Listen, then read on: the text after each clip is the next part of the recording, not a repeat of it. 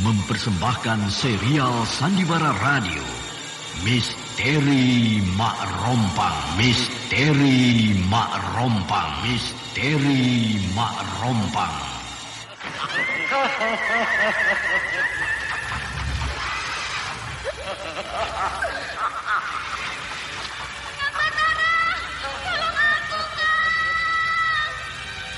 Cepat kemari, Wulan. Mak Rompang. Kisah bangkitnya kembali setiap 200 tahun. Seorang anak manusia yang dapat berganti wajah dan wujud. Terkadang menjadi seorang gadis cantik teramat cantik. Terkadang menjadi seorang nenek tua renta buruk rupa yang selalu menimbulkan prahara dan malapetaka mengerikan bagi umat manusia.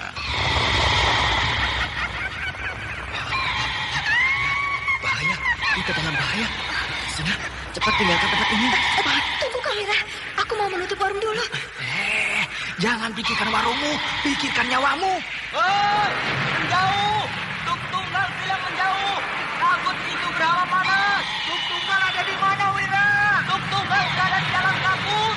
Hei, menyingkir semua. Menyingkir keluar dari desa.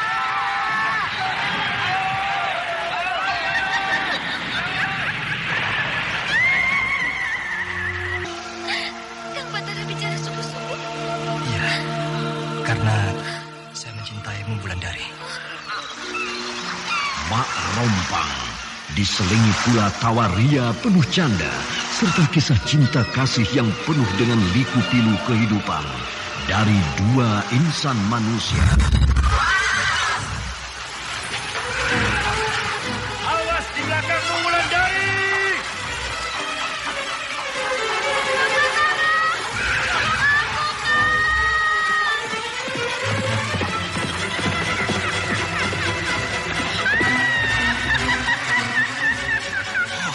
Celaka, Wulandari dibawa lari Mak Rompang. Iya.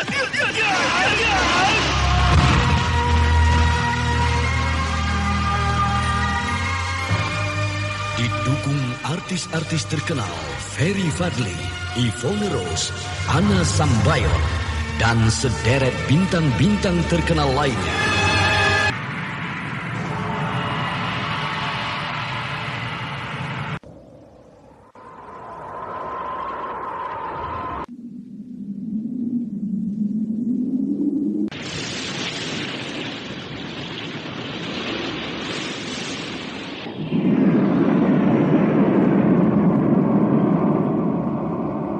Aku ingin mencari sendiri pembunuh guruku itu. Tapi Kanjeng, kami mohon supaya Kanjeng tetap berada di dusun Panggalo ini.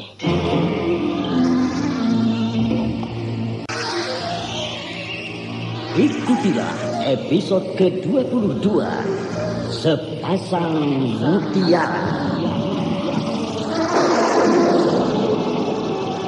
Naskah karya Asmadi Syafa, teknik dan montase Iman Adiaswara, dengan sutradara Denny Denhas. Pada kisah yang lalu diceritakan bahwa Tembong masih berada di dalam penjara Tegalsari. Bahkan Tembong bertengkar dengan pimpinan penjara yang bernama Rinca. Karena malam Anda itu sekarang Tembong masih dan penghuni mendengarkan penjara yang Sandiwara lain tidak Radio diberi di makan channel oleh Memori mereka. 80. Dimentilin sendiri, Gandini yang masih berbentuk serigala hitam masih bersembunyi di dalam kamarnya. Kehadiran Gandini tidak ada yang tahu kecuali Ki Wista.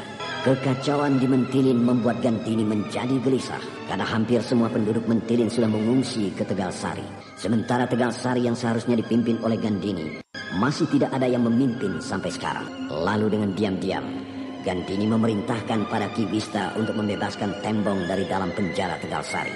Bahkan dengan diam-diam Tembong disuruh memimpin Tegalsari menggantikan Gandini untuk sementara waktu.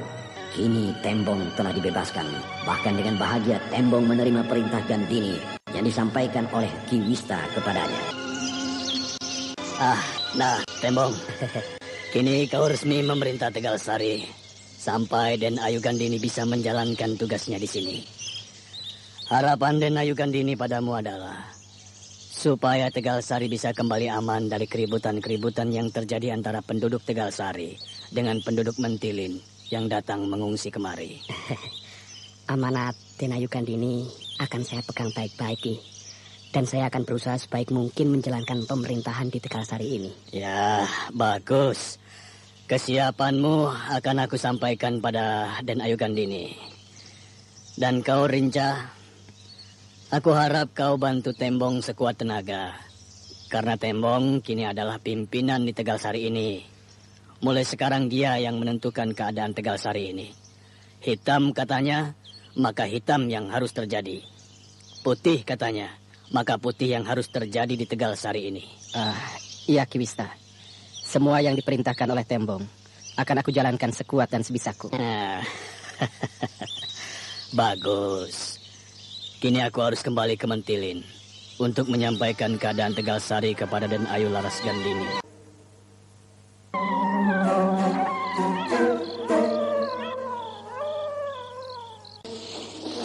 Jangan ribut. Ada apa toh, Kang? Jangan sampai orang lain yang sedang tidur nyenyak di pendapa ini terbangun. Iya, ada apa? Dengar itu. Apa toh, Kang? Itu dengar suara rolong anjing di kejauhan itu. Gimana? Sudah kau dengar? Oh, aku tidak mendengar apa-apa kok, Kang. Tapi bulu kuduku kok berdiri.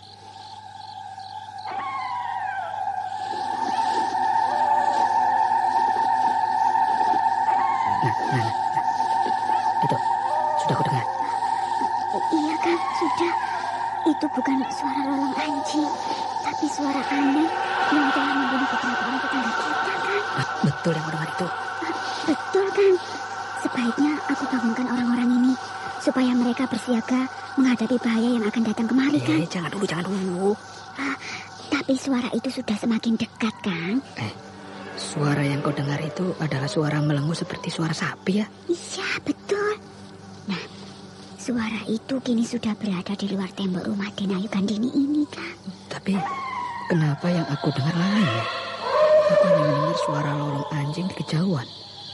Suara lolong anjing itu sangat mengerikan.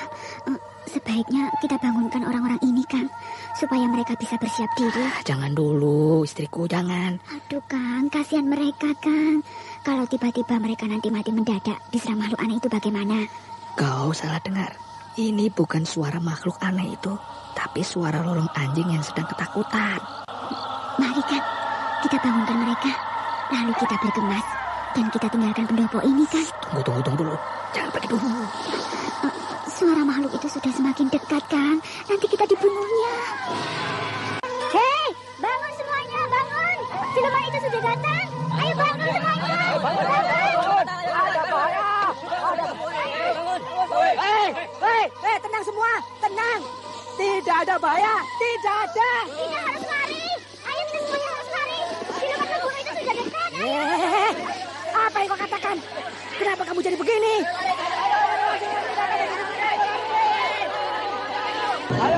Apa yang terjadi?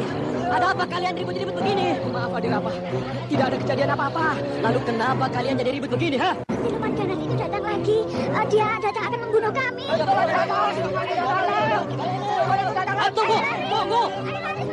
Tunggu. Dia sudah dekat.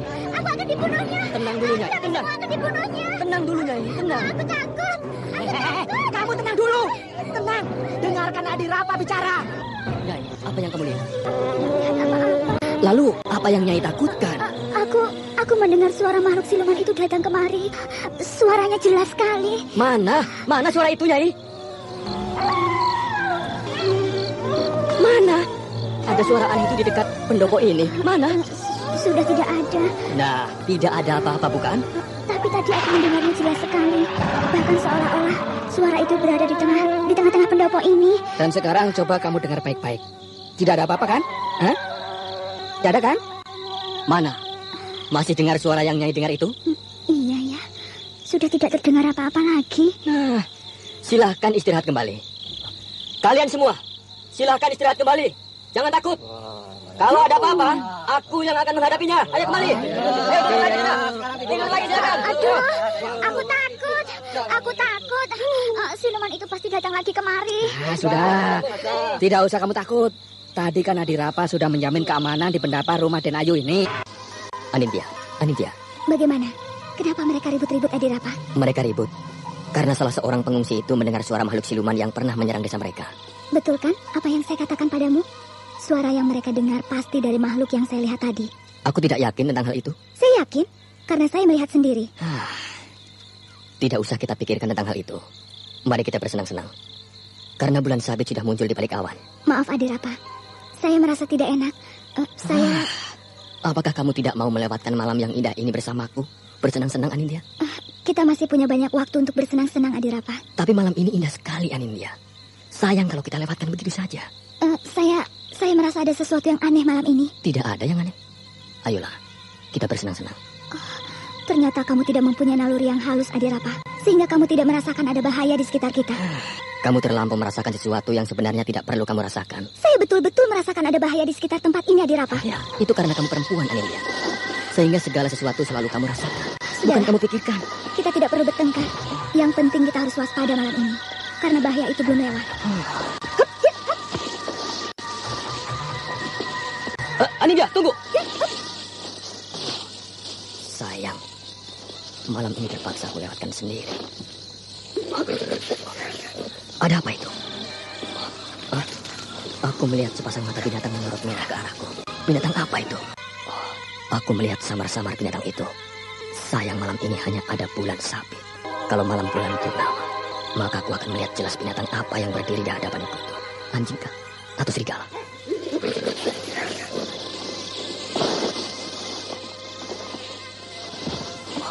Kini binatang itu menampakkan taringnya padaku. Taringnya tampak berkilat. Terkena cahaya bulan sabit. Dia pasti akan menyerangku. Aku harus hati-hati dan bersiap.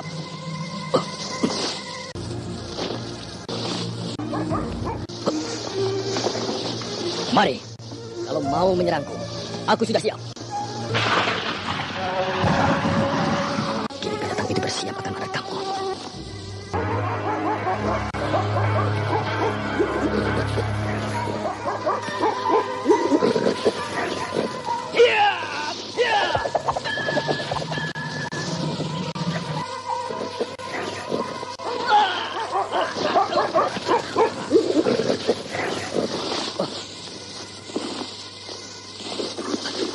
Kalau aku terlepas, dan aku yakin kalau binatang itu seekor serigala.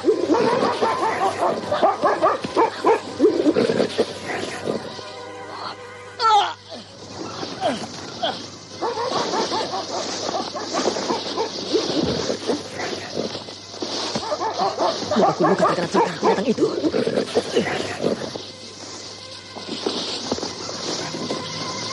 Dengan cepat Adirapa bangkit dari jatuhnya. Dia meraih goloknya yang tergeletak di tanah, lalu mengejar serigala yang menyerangnya tadi. Akan tetapi serigala itu telah hilang di kegelapan malam.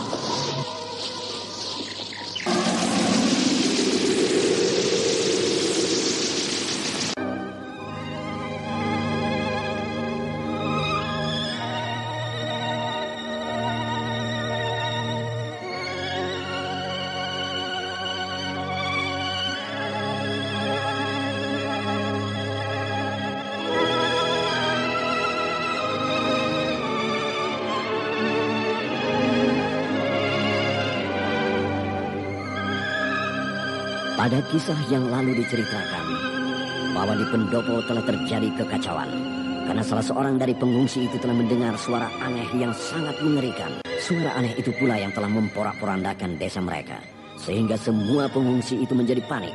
Namun tiba-tiba Adirapa muncul menenangkan mereka sehingga semua menjadi tenang kembali. Adirapa kembali ke dalam taman di belakang rumah Gandini untuk menemui Anindya. Namun Anindya menjadi berhati-hati karena Anindya melihat sesuatu bayangan aneh. Lalu Anindya mengejar bayangan aneh itu. Ketika Adirapa tinggal sendiri, dia tiba-tiba diserang oleh seekor serigala hitam yang sangat besar. Adirapa terluka di mukanya. Den Ayu. Den Ayu dari mana? Saya sangat cemas ketika melihat Den Ayu tidak ada di dalam kamar ini. Anda sekarang masih mendengarkan Sandiwara Radio di channel Memori Di sana aku melihat 80. Adirapa dan Anindya bermain cinta. Apakah Ki Wista tidak melihat apa yang mereka lakukan di dalam taman itu? Maaf Den Ayu Gandini. Saya memang melihat mereka di dalam taman. Tapi karena saya merasa malu mengamati mereka, maka saya pergi meronda berkeliling desa. Saya lantas datang kemari ketika saya mendengar ada keributan di Pendapa. Bahkan saya belum sempat ke Pendapa. Saya ingat keselamatan Den Ayu. Lalu dengan cepat saya masuk ke dalam kamar Den Ayu ini. Jadi Ki Wista tidak tahu apa yang terjadi di pendopo tadi? Belum tahu Den Ayu. Ya sudahlah. Maaf Den Ayu. Sebaiknya saya pergi ke Pendapa supaya saya tahu apa yang terjadi di sana. Lalu akan saya laporkan pada Den Ayu. Tidak usah. Iya Den Ayu. Ketika keributan di pendopo itu terjadi, aku keluar. Dan aku melihat bayangan Mak Rompang berjalan dari taman belakang rumahku, lalu menuju ke pendopo. Namun aku terkejut ketika melihat Adirapa dan Anindya sedang berpelukan mesra. Ketika Anindya terkejut melihat sosokku, Adirapa terkejut mendengar keributan yang terjadi di pendopo. Lalu Adirapa bergegas ke sana untuk menenangkan penduduk yang sedang mengungsi di pendopo rumahku itu. Setelah keadaan aman, Adirapa kembali ke taman. Dia ingin melanjutkan suasana mesranya dengan Anindya. Tapi Anindya menolak. Karena Anindya merasakan sesuatu yang tidak bisa dirasakan oleh orang-orang biasa. Anindya dengan cepat meninggalkan Adirapa. Nah, ketika Adirapa tinggal sendiri, aku serang dia. Sehingga mukanya luka terkena terkamanku. Jadi Den Ayu baru saja dari taman di luar sana. Ya. Aku kagum pada Anindya. Dia mempunyai kelebihan dibandingkan orang lain. Aku butuh orang seperti Anindya. Sedangkan pada Adirapa, aku muak. Sangat muak. Iya Den Ayu.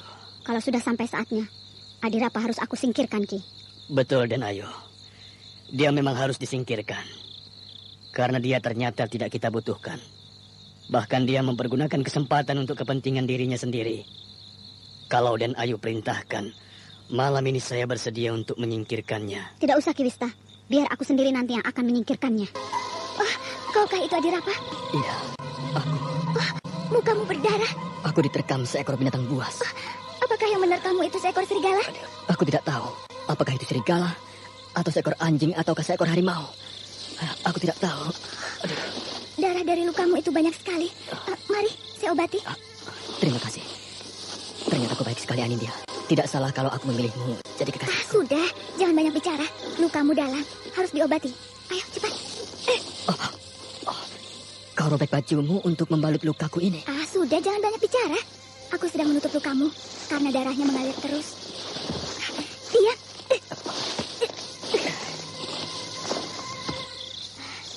Nah, sudah selesai. Tapi masih mengalir darah dari lukaku ini?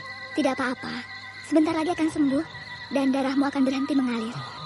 Anindya, apakah lukaku ini berbahaya?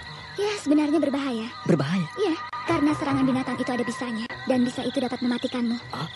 Tapi sekarang sudah tidak apa-apa. Karena racunnya sudah saya keluarkan. Pantas tadi aku merasa pusing sekali. Malam ini kau harus istirahat. Supaya lukamu cepat sembuh. Ya. Malam ini adalah malam sial rupanya bagiku. Bagaimana Kang Batara? Apakah luka di punggungku sudah sembuh? Luka di punggungmu sudah merapat bulan. Hanya tampaknya masih memerah. Sehingga bisa kembali terbuka kalau kau banyak bergerak. Aku bosan. Aku ingin turun dari amben ini. Aku ingin menghirup udara segar di luar gubuk ini. Kalau kau bosan, tidak apa-apa turun dari amben. Asal jangan banyak bergerak.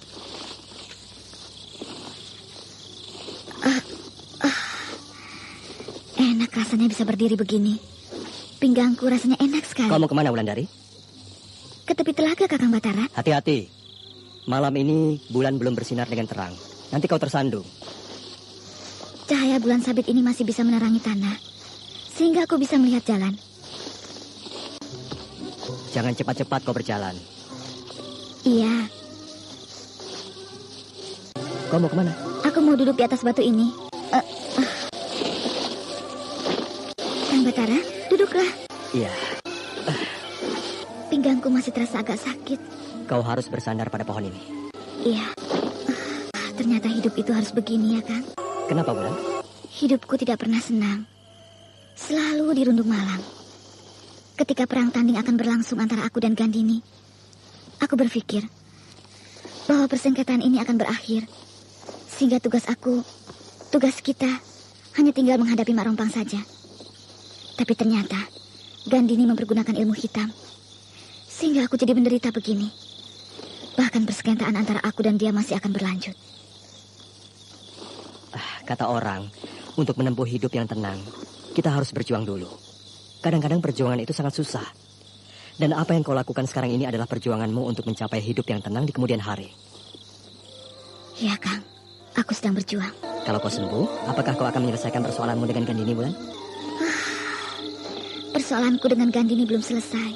Kalau aku belum bisa mengalahkannya, bahkan aku harus menghukumnya dengan hukuman yang setimpal. Karena Gandini telah membunuh ibuku. Dan kejahatannya itu harus aku balas. Memang harus begitu, Wulan. Kekejaman Gandini sudah sangat keterlaluan. Dan hukuman yang setimpal bagi dia adalah hukuman mati. Aku sangat setuju. Kalau hukuman itu kau yang melaksanakannya di dalam sebuah pertarungan ulang di masa mendatang. Sehingga kau akan sangat puas atas pembalasan sakit hati ibumu itu. Betul, Kang Batara. Bahkan kalau kesempatan itu datang, aku berharap Kang Batara tidak ikut campur membelaku. Biar aku sendiri yang akan menghadapinya nanti. Dan aku rela, andai aku harus mati di dalam pertarungan itu. Aku akan menjadi penonton nanti. Sama seperti apa yang terjadi padamu di saat perang tanding yang baru saja berlalu. Hanya kini kita sudah tahu ilmu yang akan digunakan Gandini untuk menghadapimu di masa mendatang. Sedangkan aku akan mengawasi orang-orang yang berpihak pada Gandini. Ya, aku harap memang begitu. Kalau Gandini tidak memperdalam ilmunya lagi, sehingga aku akan mudah menghadapinya. Kakang Batara. Ada apa, Wulandari? Lihat itu. Mana? Itu, ada 2 sinar terang bergerak di tanah. Aku tidak melihat apa-apa. Itu. Aneh. Aku tidak melihat seberkas sinar pun. Tidak melihat. Betul, aku tidak melihat apa-apa, kecuali tanah yang samar-samar. Aneh sekali. Kenapa hanya aku yang melihat 2 sinar terang itu? Sebesar apakah 2 sinar Anda itu, sekarang masih mendengarkan Sandiwara Radio di channel Memori 80. Nah, Kang, 2 sinar itu mendekati aku. Ini aku juga melihat 2 sinar itu. Betul, Kang? Betul. Sinar yang satu menuju ke bawah kakimu, sedangkan sinar yang lain bergerak ke arah telapak kakiku. Kang Batara, betul, Kang? Kini kedua sinar itu berhenti di dekat telapak kaki kita masing-masing. Hati-hati, Kang Batara. Aku khawatir. Kalau 2 sinar ini dikirim oleh Gandini dan orang-orang yang berpihak kepadanya untuk mencelakakan kita. Tidak mungkin, Wulan. Bukankah pagar gaib di sekitar Padepokan Tenaga Sore ini tidak bisa ditembus oleh ilmu apapun, walau ilmu itu dikirim dari jarak jauh dengan kekuatan gaib? Iya juga ya. Lalu benda apa yang bersinar ini? Kita harus berani meneliti kedua sinar ini, Wulan. Hati-hati memegang benda itu, Kang Batara. Tenang, Wulan. Aku sudah siap menghadapi segala kemungkinan yang akan terjadi. Hati-hati, Kang. Kena kau, aku tangkap.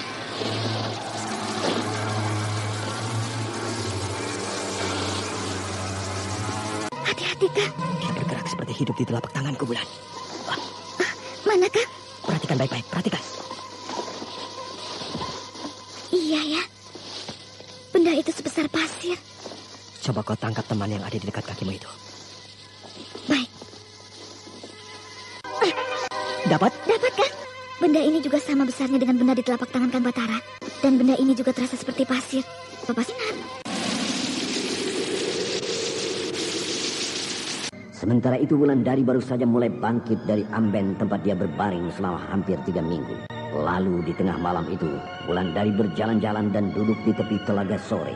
Di sana Wulandari melihat 2 berkas sinar sebesar kunang-kunang bergerak di dekat kakinya. Wulandari dan Batara memungut benda aneh itu. Benda itu mereka letakkan di telapak tangan masing-masing. Mereka sangat heran melihat benda sebesar pasir, namun bersinar terang di tengah malam. Apakah benda itu diam di telapak tangan Kakak? Iya. Apakah Kang Batara tidak merasakan sesuatu di telapak tangan Kakak? Tidak. Hanya benda ini tetap bersinar. Bahkan sinarnya seolah-olah bernafas dan hidup. Dan kau, Wulan? Sama. Benda ini diam, tapi seolah-olah bernafas.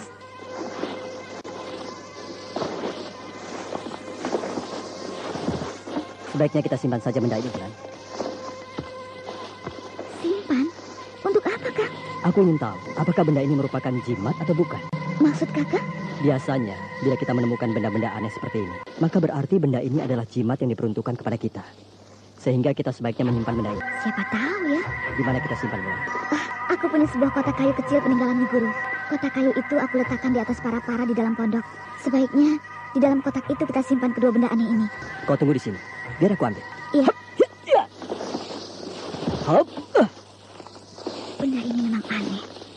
Semakin aku genggam kuat-kuat, semakin bersinar dia.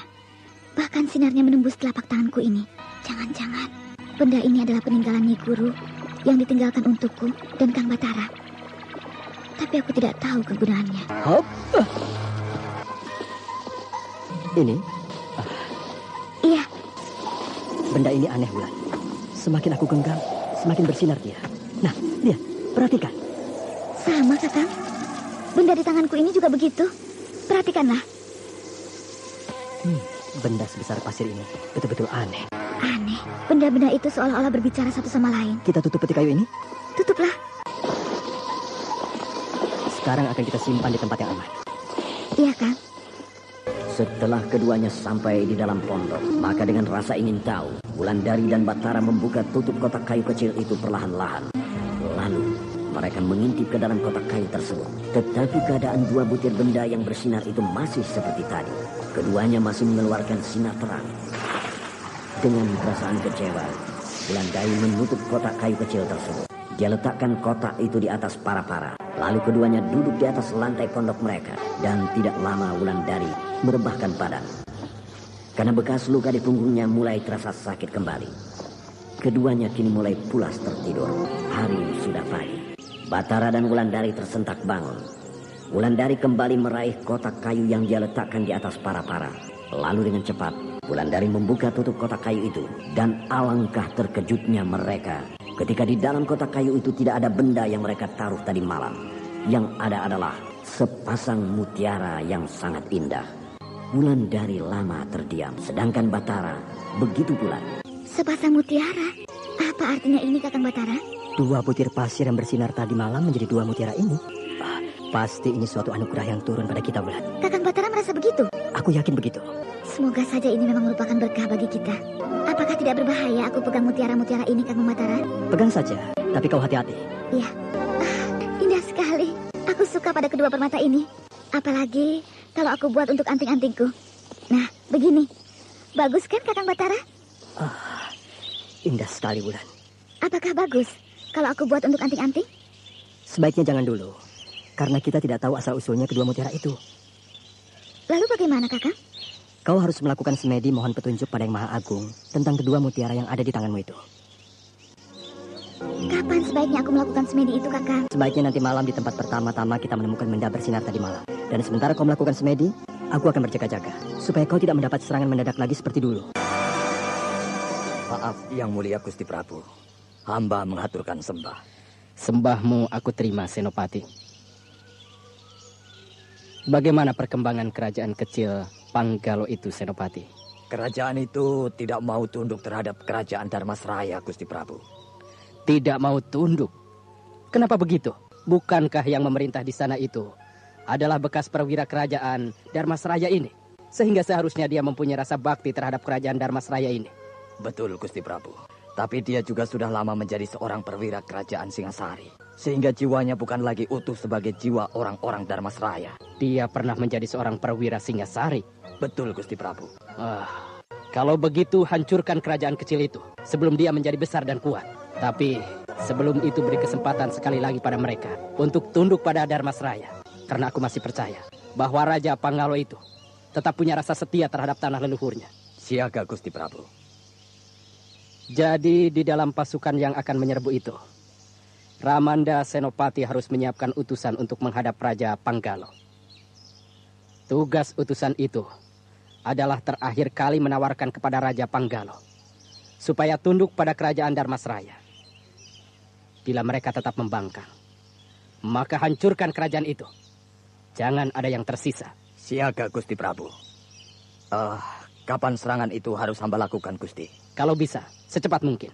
Hamba memohon agar Gusti Prabu mengizinkan hamba untuk membawa pasukan yang besar. Berapa ribu prajurit yang Ramanda Senopati butuhkan dalam penyerbuan nanti? Kira-kira 30.000 prajurit, Gusti. Jumlah itu terlampau besar. Aku kira cukup dengan kekuatan 10.000 prajurit untuk menghancurkan kerajaan kecil seperti itu. Siaga, Gusti. Apakah kau dan pasukanmu sudah siap untuk menyerang Panggalo, Harindana? Siaga, Kanjeng Senapati. Seluruh pasukan pilihan untuk berangkat ke Panggalo sudah kau persiapkan? Siaga, Kanjeng Senapati. Kini saya dan seluruh pasukan tinggal menunggu perintah dan restu Kanjeng Senapati. Berapa kekuatan pasukan kerajaan Dharmasraya yang kau siapkan? Saya mempersiapkan pasukan hanya 10.000 prajurit, Kanjeng Senapati. Itu sesuai dengan petunjuk yang telah Kanjeng Senapati sampaikan kepada saya. Baik. Kalau begitu besok pagi seluruh pasukan kerajaan Dharmasraya kau pimpin untuk berangkat ke Panggalo. Siaga, Kanjeng Senapati. Dan aku percayakan penyerbuan ini padamu, Arindana. Di samping anakku Raden Wangsadirja mendampingimu nanti. Siaga, Kanjeng Senapati. Pesanku padamu, tawarkan dulu sekali lagi pada mereka untuk tunduk pada kita. Tapi kalau mereka tetap membangkang, maka hancurkan mereka. Siaga, Kanjeng Senapati. Malam-malam begini Kisanak menghadap padaku. Tentu ada berita penting yang akan Kisanak sampaikan padaku. Betul, Kanjeng Padatu. Berita apa? Pertama, saya haturkan sembah ke hadapan Kanjeng Padatu. Saya mohon maaf, karena di tengah malam begini saya sudah berani mengganggu istirahat Kanjeng Padatu. Berita yang saya bawa adalah tentang orang kerajaan Dharmasraya, Kanjeng Padatu. Kenapa mereka? Apakah mereka datang mengganggu penduduk lagi? Kali ini mereka datang dalam jumlah yang besar, Kanjeng Padatu. Mereka datang dalam jumlah besar. Berapa jumlah mereka? 100? 200 orang? Mereka datang dalam jumlah yang sangat besar, Kanjeng Padatu. Diperkirakan jumlah mereka 10.000 orang. 10.000 orang? Betul, Kanjeng. Mereka datang dalam bentuk pasukan terlatih. Kini pasukan itu sedang mendirikan kemah-kemah di luar batas kerajaan. Berarti kerajaan Dharmasraya bukan sekedar mengganggu kerajaan Panggalo ini, Kisanak. Tetapi mereka telah mengirim angkatan perangnya untuk menghancurkan Panggalo. Pendapat saya juga begitu, Kanjeng Padatu. Kalau begitu, akan aku siapkan pasukan khusus untuk berjaga-jaga di sepanjang perbatasan Panggalo.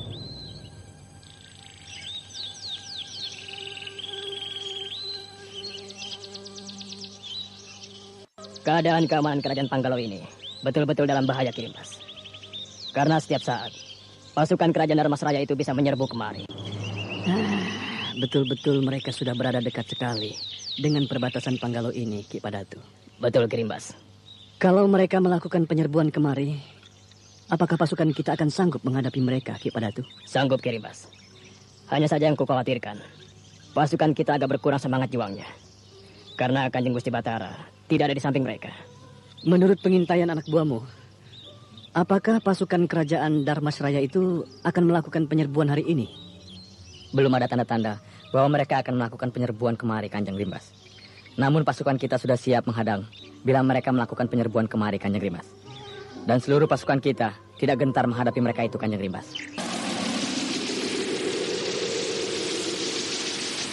Padatu yang menjabat sementara kerajaan itu menjadi bingung karena pasukan kerajaan Dharmasraya sebanyak 10.000 prajurit sudah mendekati perbatasan kerajaan Panggalo. Tampaknya pasukan kerajaan Dharmasraya itu sedang bersiap-siap untuk menyerbu Panggalo. Sedangkan Batara sebagai raja mereka tidak berada di dalam keraton. Perhatikan, Ki Padatu. Di ujung jalan itu tampak debu mengepul. Lihat, ada beberapa ekor kuda menuju kemari, Rimbas.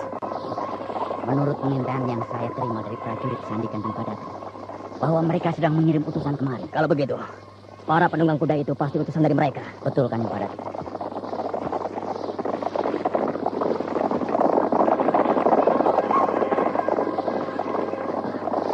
Siapkan pasukan untuk menghadang mereka. Siaga, Kanjeng Padatu. Hai, hadang barisan kuda yang mendekat kemari itu.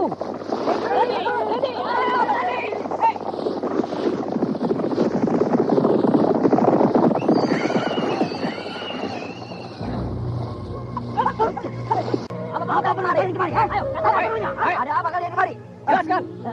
Izinkan aku menghadap salah seorang petinggi kerajaan Panggalo untuk menyampaikan pesan Gusti Prabu Kerajaan Dharmasraya. Berikan dia jalan, prajurit.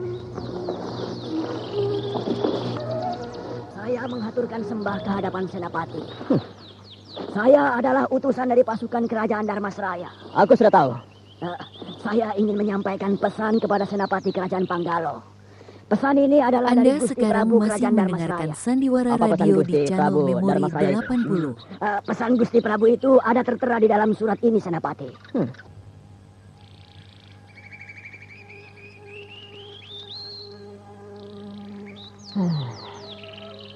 Aku tidak bisa memutuskan permintaan Gusti Prabu Dharmasraya ini karena Kanjeng Gusti Batara sedang tidak ada di keraton. Tapi aku ingatkan kepadamu bahwa jangan coba-coba menyerbu kemari karena kalian akan menghadapi pukulan yang berat. Itu urusan komandan pasukanku. Aku tidak punya wewenang apa-apa tentang hal itu. Bagus. Berarti kau adalah prajurit yang baik.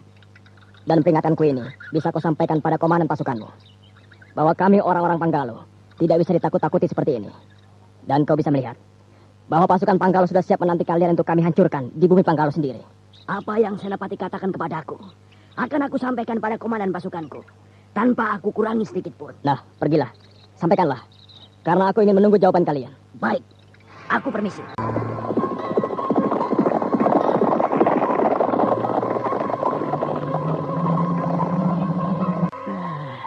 Aku sudah tidak sabar untuk menebas batang leher utusan itu, Ki Padatu. Kalau sampai Kirimbas melakukan itu, maka kita akan celaka. Kenapa begitu, Ki Padatu? Contohnya kerajaan Singasari. Karena perbuatan itu, maka kerajaan Singasari hancur lebur. Hancur? Apakah yang telah dilakukan oleh Singasari sampai kerajaan itu hancur? Yang Mulia Prabu Kertanegara telah memotong telinga utusan Raja Kubilai Khan. Kubilai Khan sendiri merasa terhina, sehingga dia mengirim pasukan besar-besaran untuk menggempur Singasari. Namun sebelum pasukan Tartar itu datang, Singasari telah dihancurkan oleh Kediri di bawah pimpinan Jaya Katuang. Lalu, apakah pasukan Tartar itu sampai ke Singasari? Sampai sekarang, aku belum mendengar kabar tentang pasukan Tartar itu, Kirimbas. Jadi sebaiknya, kita hormati utusan yang datang kepada kita. Karena utusan itu bukan bermaksud untuk menyerang kita. Tapi mereka hanya menyampaikan pesan raja mereka. Ya, aku mengerti sekarang. Tidak ada tanda-tanda kalau pasukan Dharmasraya itu akan menyerang kita. Sedangkan hari sudah mulai senja. Lihat, lentera-lentera di perkemahan mereka sudah dihidupkan. Pertanda mereka tidak mungkin menyerang kita di malam hari, Ki Padatu. Betul. Kisanak, perintahkan seluruh pasukan kita beristirahat. Lalu atur penjagaan di sekitar perbatasan ini. Jangan sampai mereka menyerang kita di malam hari. Siaga Kanjeng Senapati Padatu.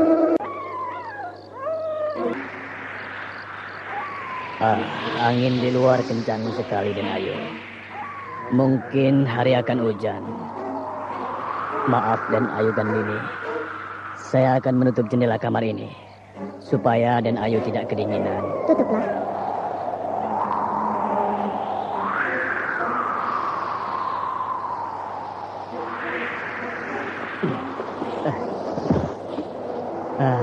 Kiwista. Iya dan Ayu. Apakah Kiwista jijik melihat wujudku seperti seekor serigala begini? Maaf dan Ayu Gandini. Saya tidak pernah merasa jijik melihat dan Ayu seperti ini. Saya tetap menghormati dan Ayu sebagai junjungan saya. Terima kasih. Bahkan kejadian semacam ini sudah 2 kali saya lihat dan saya alami dan Ayu. 2 kali? Kapan kejadian yang pertama Kiwista lihat? 2 bulan yang lalu? 2 tahun yang lalu? Saya melihat kejadian ini sudah lama dan Ayu. Lama sekali. Sewaktu dan Ayu masih kecil. Waktu aku kecil? Jadi waktu aku kecil, Kiwista sudah melihat aku berubah menjadi serigala seperti ini? Bukan dan Ayu yang berubah menjadi serigala dan Ayu. Tapi Ayahanda dan Ayu. Ayahanda Kirekso? Betul dan Ayu Gandini. Jadi Ayahanda Kirekso sudah menuntut ilmu seperti yang aku alami ini? Betul dan Ayu. Hanya Kirekso bukan menuntut ilmu serigala, tapi ilmu belut putih. Ilmu belut putih? Pasti ilmu itu diturunkan oleh Akilmu. Suatu saat Kirekso berubah menjadi seekor belut putih yang besar. Dan apabila sudah sampai waktunya, Kirekso berubah kembali menjadi manusia biasa. Ilmu belut putih? Saya kagum dan bangga mempunyai junjungan seperti Kirekso dan Ayu. Hah? Ada apa dan Ayu? Kiwista, Ya. perasaanku tidak enak malam ini. Coba Kiwista pergi berkeliling ke seluruh desa. Mungkin akan terjadi sesuatu. Siaga dan Ayu Gandini. Dan apakah saya boleh membawa beberapa orang pengawal? Boleh, tentu boleh. Dan apakah saya boleh membawa Adirapa untuk menemani saya dan Ayu? Tidak usah. Biarkan saja apa maunya laki-laki itu di sini. Nanti, kalau aku sudah bisa kembali pada wujud semula, maka dia akan mendapat hukuman dariku. Siaga dan Ayu, saya permisi. Silahkan. Perasaanku tidak enak. Aku yakin kalau malam ini Mak Lompong akan datang ke desa ini. Sedangkan aku dengan wujud begini. Kereta kuda. Aku mendengar kereta kuda Mak Lompong sudah semakin dekat. Desa Mentilin semakin dalam bahaya. Aku harus keluar, walau wujudku seperti ini. Tunggu. Anindya, mau kemana? Jangan ribut. Ada apa? Saya mau keluar kamar ini. Di luar angin kencang. Lebih baik di dalam kamar ini. Hangat dan menyenangkan. Kita harus bersiaga. Ada bahaya di luar. Bahaya apa? Saya heran. Kamu seorang perwira kerajaan. Tapi kamu tidak tahu kalau ada bahaya yang sedang mengancam di sekitarmu. Mari. Aku akan ikut keluar bersamamu. Aku ingin tahu bahaya apa yang sedang mengintai. Ayo.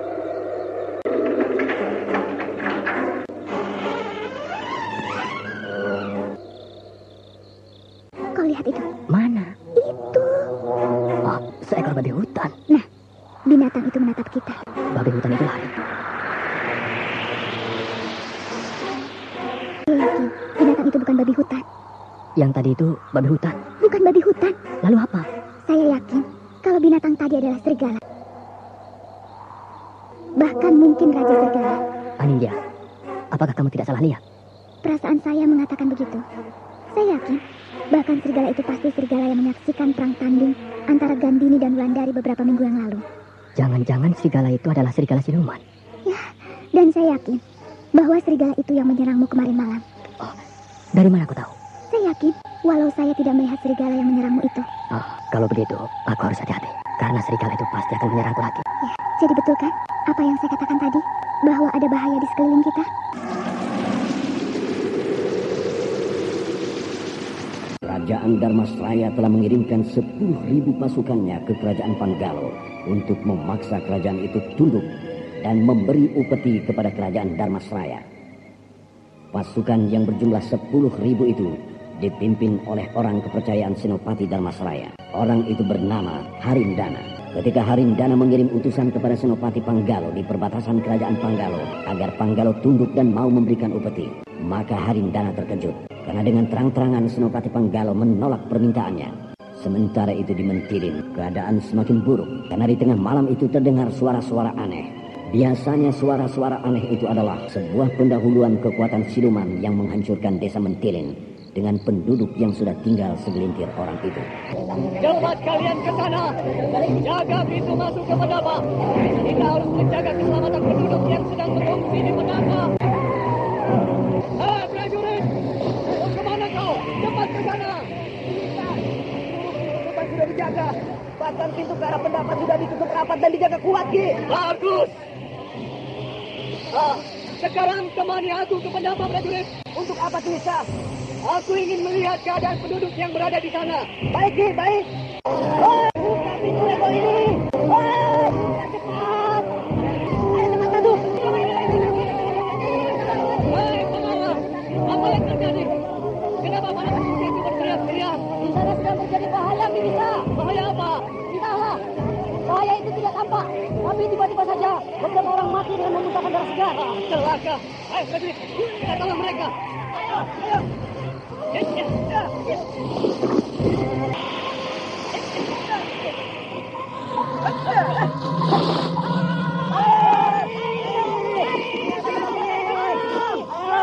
Celaka.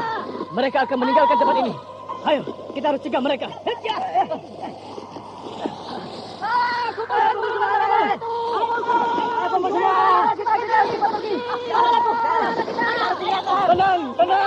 Tenang. Tahan semua, tahan. Jangan pergi dulu. Jangan meninggalkan tempat ini. Ada apa? Apa yang terjadi? Itu, Ki.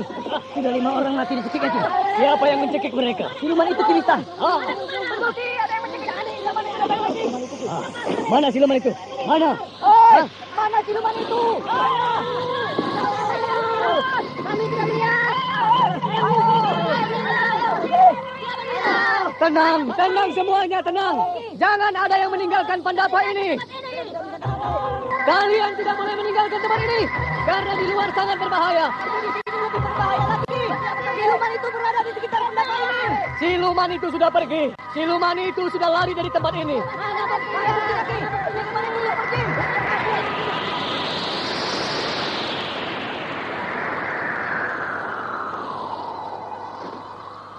Nah, dengar. Angin kencang tadi sudah hilang. Tidak ada lagi angin badai seperti tadi. Itu pertanda siluman yang membunuh kawan-kawan kalian ini sudah pergi ke tempat lain. Tapi kalau ada... Bagaimana bisa? Di luar lebih berbahaya. Kalau kalian semua memaksa juga untuk pergi meninggalkan Pendapa ini, maka akan banyak lagi di antara kalian yang akan mati dicekik siluman itu. Percayalah padaku. Ayo, letakkan lagi barang-barang kita. Ayo, di sini lebih aman. Kalau masih ada gangguan siluman itu terhadap kalian, nyawaku jaminannya. Nah, kalian dengar tertawa aneh itu?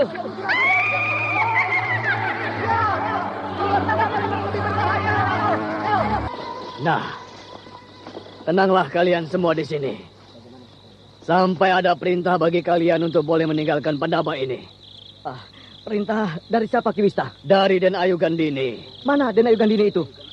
Aku ingin bertemu dan bicara padanya. Iya, Ki. Mana Den Ayu? Tenang, semua tenang. Semuanya diam. Den Ayu Gandini sedang tidak ada di dalam rumahnya. Dan Ayu sedang pergi mencari cara untuk menghadapi dan mengusir siluman itu dari mentilin ini. Kapan Dan Ayu kembali? Tidak lama lagi Dan Ayu akan kembali. Percayalah padaku. Letakkan kembali barang-barang kalian. Mari kita urus kawan-kawan kalian yang tewas itu. Ayo.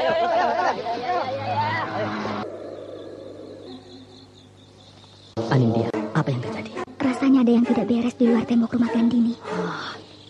Kalau hanya di luar tembok rumah ini, untuk apa kita risaukan? Ayo, kita kembali saja ke dalam kamar. Rasanya malam ini bukanlah malam yang menyenangkan bagi kita, Adirapa.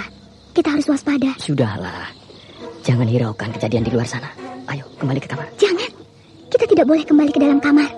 Malam ini malam yang berbahaya. Kita harus waspada. Anindya, kau mau kemana? Mau keluar, saya mau melihat keadaan di desa di sebelah sana. Tidak usah. Lepaskan. Anindya, tunggu. Anindya! Teriakanku tidak terdengar oleh Anindya. Karena suara angin ini terlampau kencang. Dan kalau aku susul dia, angin ini terlampau kencang. Tenagaku tidak akan sanggup menerobos tiupan angin ini.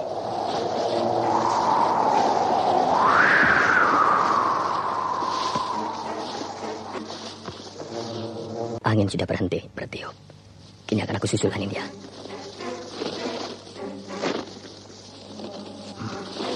Anindya tadi melompat tembok ini dengan enteng. Padahal tembok ini tinggi sekali. Kalau aku lompati tembok ini, aku tidak akan sanggup. Ilmuku masih jauh tertinggal bila dibandingkan dengan ilmu Anindya. Sebaiknya aku lewat pintu rekor saja. Oh, siapa yang berdiri di pintu rekor itu? Tidak mungkin pengawal rumah ini. Cara berdirinya aneh. Orang itu pendek, bahkan pendek sekali. Mau kemana? Rupanya yang aku lihat ini seorang nenek tua yang sudah sangat bungkuk. Mau kemana? Siapa kau? Mau kemana? Sampai menghentak jantungku, sehingga jantungku berdebar keras. Hei, apakah kau tuli? Aku mau menyusul kawanku. Perempuan yang melompat di tembok rumah ini? Iya. Percuma kau susul. Dia sudah jauh. Ilmunya tinggi, bukan tandinganmu. Kenapa perasaanku tidak enak menghadapi perempuan tua ini? Jantungku berdebar keras, sedangkan kakiku gemetar. Aku tidak boleh takut. Aku harus melawan rasa takut ini. Hei, apakah kau dengar aku bicara? Dengar. Kurang ajar. Beraninya kau membentak aku? Siapa kau sebenarnya? Ilmu apa yang kau andalkan sehingga kau berani bicara kasar kepadaku? Aku yang harus bertanya kepadamu, siapa kau sebenarnya? Sehingga kau berani masuk kemari. Rupanya kau belum tahu siapa aku. Ayo jawab, siapa kau? Aku Rompang. Mak Rompang. Aku tidak peduli siapa kamu. Apakah kau Rompang, Mak Rampung, Mak Rombeng atau siapa saja? Lalu apa maumu, Aku seorang perwira pasukan. Aku perintahkan kau keluar dari dalam pekarangan rumah ini. Sombong sekali kau, Adirapa. Hai, dari mana kau tahu namaku? Sejak kau tinggal di rumah ini, aku sudah tahu siapa kau. Bahkan apa yang kau lakukan dengan Anindya pun, aku sudah tahu. Diam, keluar kau. Ayo keluar. Ilmumu tidak seberapa, Adirapa. Tidak usah kau bentak-bentak aku. Nanti kau menyesal. Ayo keluar kau perempuan tua.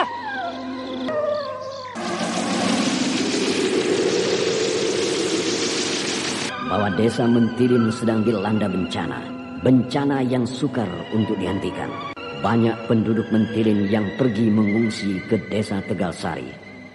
Hanya beberapa penduduk Mentilin saja lagi yang tertinggal. Dan kini penduduk itu sudah mengungsi ke pendopo rumah Gandini. Mereka berdesak-desakan tidur di sana. Karena rumah-rumah mereka hancur dilanda bencana yang ditimbulkan oleh Mak Rompang. Sedangkan Gandini sendiri tidak kuasa untuk menghentikan tingkah laku Mak Rompang yang ganas. Karena Gandini masih dalam bentuk seekor siluman serigala. Sehingga Gandini harus menyembunyikan dirinya dari pandangan orang ramai. Ketika dia kembali ke rumahnya dari dalam hutan belantara. Hanyalah Ki Wista saja yang tahu bahwa Gandini datang kembali ke rumahnya. Sementara Adirapa dan Anindya bertambah lupa diri. Mereka asyik Anda memadu sekarang cinta masih di dalam mendengarkan rumah Gandini yang Sandiwara lengap. Radio di Suatu channel ketika, Memori bencana yang 80. hebat itu kembali melanda desa. Ki Wista menolong para pengungsi yang ketakutan. Ki Wista dengan beberapa orang prajurit mengurus orang-orang yang meninggal terkena bencana itu. Sedangkan Adirapa bertemu dengan Mak Rompang. Namun Adirapa tidak tahu kehebatan Mak Rompang. Sehingga dengan seenaknya saja Adirapa mengusir Mak Rompang dari dalam rumah Gandini. Akan tetapi tampaknya Mak Rompang menjadi marah atas sikap Adirapa terhadapnya. Aku harus menghajar perempuan tua ini sebelum dia mengetok kepalaku dengan tongkatnya yang tampak mengerikan itu. Kenapa dia tertawa padaku? Apakah dia meremehkanku? Adirapa, kau rupanya berniat untuk menyerangku, bukan? Dia tahu niatku. Ayo, seranglah aku. Kalau kau mampu. Kau sombong sekali, orang tua. Kau meremehkan aku sebagai seorang perwira kerajaan. Kau terlampau banyak bicara, perwira. Tapi kau tidak menyerangku juga. Baik. Ini aku akan mengusirmu keluar dengan cara ini. Iya!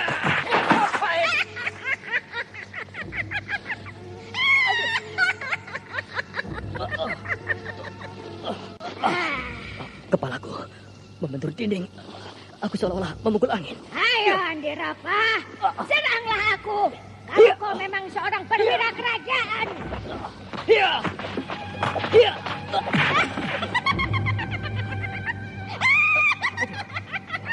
Dua kali aku menyerang dia. Dua kali aku menyerang angin.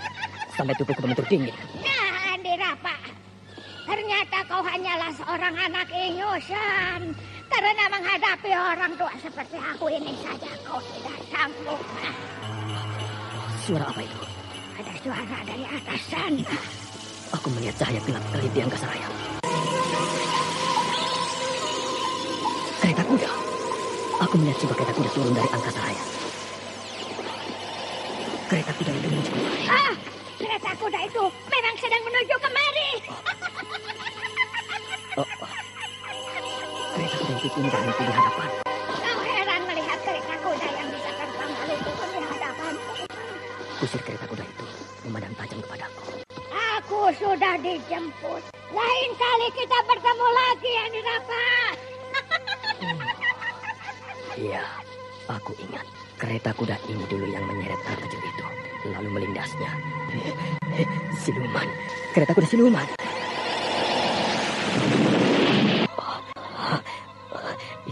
Kereta kuda siluman itu sudah pergi. Berarti desa ini luput dari bahaya. Kenapa kau diam saja, Adirapa? Kenapa tidak kau halangi kereta kuda siluman itu pergi? Kau Anindya? Ya, kenapa kau diam saja? Maksudmu? Kenapa kau tidak halangi kereta kuda itu pergi? Kereta kuda itu cepat sekali hilangnya.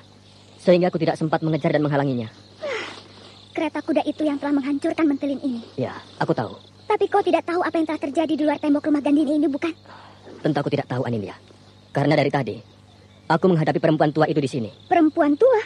Oh, jadi kau sedang berhadapan dengan perempuan tua bungkuk itu tadi di sini? Iya. Kenapa? Dia menyerangmu? Bahkan kami bertempur beberapa jurus. Sampai kereta kuda itu datang menjemputnya. Perempuan tua itu sangat berbahaya. Untung kau selamat dalam perkelahian itu. Perempuan tua itu tidak seberapa hebat. Dia pergi dan bahkan lari dari seranganku. Untung kereta kuda miliknya itu datang cepat menjemputnya. Kalau tidak, maka dia akan menjadi bulan-bulanan seranganku. Ternyata tidak sia-sia. Kau menjadi seorang perwira kerajaan Dharmasraya. Kau sanggup menghadapi perempuan tua itu. Kau tahu bukan? Siapa nama perempuan tua itu? Iya, aku tahu. Dan kau tahu nama perempuan tua itu yang baru saja aku hadapi itu? Aku tahu. Namanya Mak Rompang.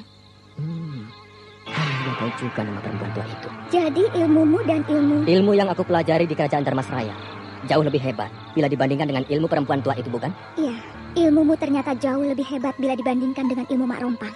Tampaknya Anindya mulai percaya pada kehebatanku, sehingga dia mulai menghargai aku. Dan ini kesempatan untuk menundukkan Anindya di bawah kemauanku. Kalau begitu, kita keluar, Adirapa. Keluar kemana? Melihat keadaan desa yang diserang oleh Mak Rompang. Mak Rompang? Kapan Mak Rompang itu menyerang desa ini? Bukankah tadi dia sedang berkelahi dengan aku di sini? Mak Rompang itu bukan orang biasa, sehingga dia sanggup saja melakukan hal itu, walau dia sedang berkelahi denganmu di sini, Adirapa.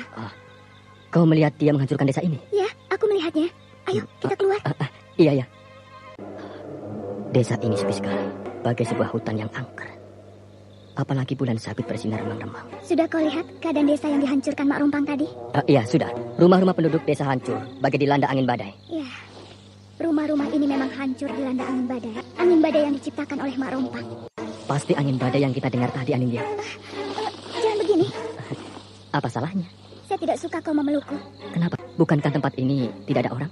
Kita sedang dalam keadaan bahaya. Bukan saatnya kita berpelukan seperti ini. Anindya, bahaya itu sudah lewat. Jadi tidak ada salahnya aku memelukmu seperti ini, bukan? Bahaya sedang berada di sekitar kita.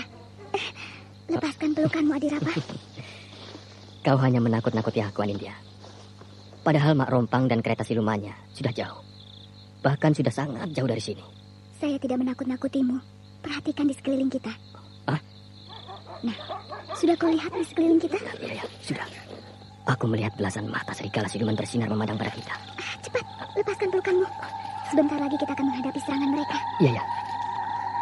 Perhatikan, serigala yang besar dan hitam itu. Yang mana? Yang berada di tengah-tengah kawanan serigala yang lain. Oh, iya. Mata serigala itu bagaikan marah memandang padaku. Tampaknya serigala itu raja mereka. Dan serigala hitam itu sangat marah memandangmu. Ya, aku yakin. Serigala hitam itu dulu yang menyerangku. Kini kita harus bersiap menghadapi serigala itu. Ya, aku sudah siap dari tadi. Aduh, Anindya, tolong! Tiba-tiba perkelahian hebat tidak bisa dielakkan. Serigala hitam yang tidak lain adalah jelmaan Gandini menyerang Adirapa bertubi-tubi.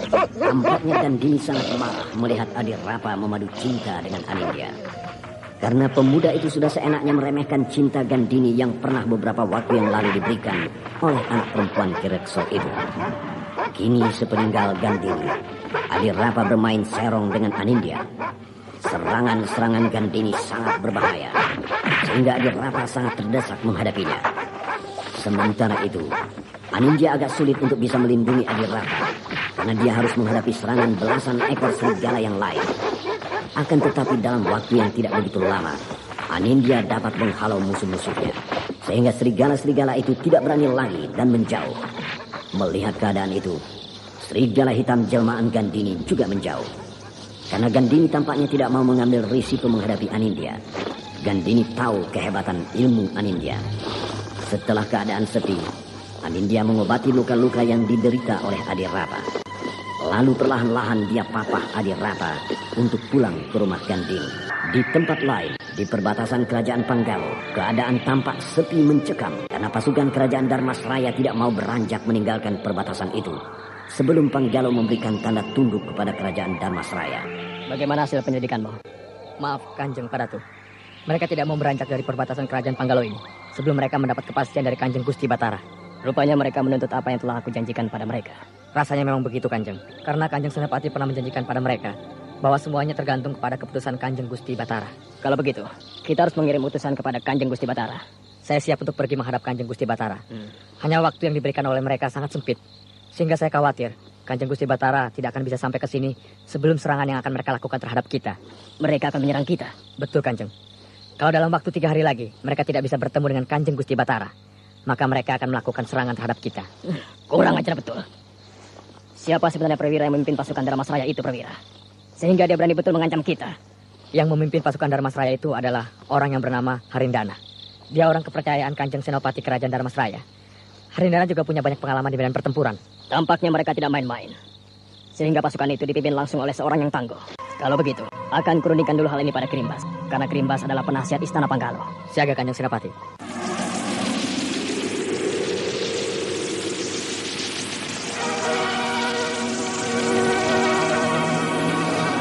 Demikianlah tadi serial Sandiwara Radio Misteri Mak Rompang episode ke-22 Sepasang Mutiara. Dipersembahkan oleh Denhas Adia Suara bekerja sama dengan PT Sinar Effendi Murni, produsen tablet obat kuat Aladina, obat terlambat bulan Menpas Kapsul, tablet obat kuat dan Pegalinu Duta Rema, dan jamu godok Cap Gorilla. Terima kasih atas perhatian Anda. Sampai jumpa.